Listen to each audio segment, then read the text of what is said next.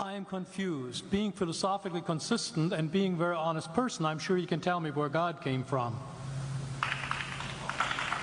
And in addition, once you've told me where God comes from, please try to clarify how you can figure that a spiritual force can have an impact on a material universe to create it.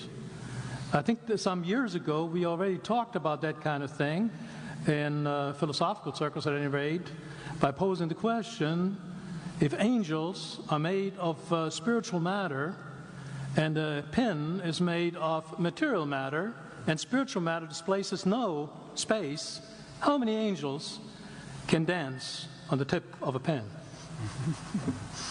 I have a sense of sort of reversal experience here, but please do, go ahead. You got 5 minutes. Now, I just want to know which question. That's all right. You may take the rest of the minutes. We're supposed to do one question at a time. Which one would you like?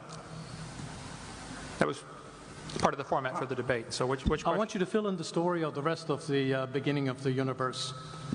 God, spiritual matter, impact on material matter. Okay. So 2 questions. All right. Go ahead.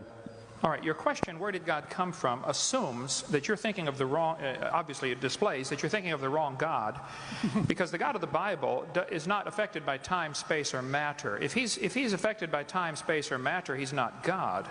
Time, space, and matter is what we call a continuum. All of them have to come into existence at the same instant, because if there were matter but no space, where would you put it? If there were matter and space but no time, when would you put it?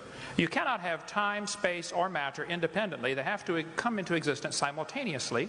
The Bible answers that in 10 words. In the beginning, there's time. God created the heaven, there's space, and the earth, there's matter. So you have time, space, matter, created a trinity of trinities there. Just, time is past, present, future. Space has length, width, height. Matter has solid, liquid, gas. You have a trinity of trinities created instantaneously, and the God who created them has to be outside of them. If he's limited by time, he's not God. The guy who created this computer is not in the computer. He's not running around in there changing the numbers on the screen, okay? The God who created this universe is outside of the universe. He's above it, beyond it, in it, through it. He's unaffected by it. So the concept that a spiritual force cannot have any effect on a material body, well then I guess you'd have to explain to me things like emotions and love and hatred and envy and jealousy and rationality. I mean, if your brain is just a random collection of chemicals that formed by chance over billions of years, how on earth can you trust your own reasoning processes and the thoughts that you think? Okay, so your question, where did God come from, is assuming a limited God. And that's your problem. The God that I worship is not limited by time, space, or matter. If I could fit the infinite God in my 3-pound brain, he would not be worth worshiping, that's for certain. So that's the God that I worship. Thank you.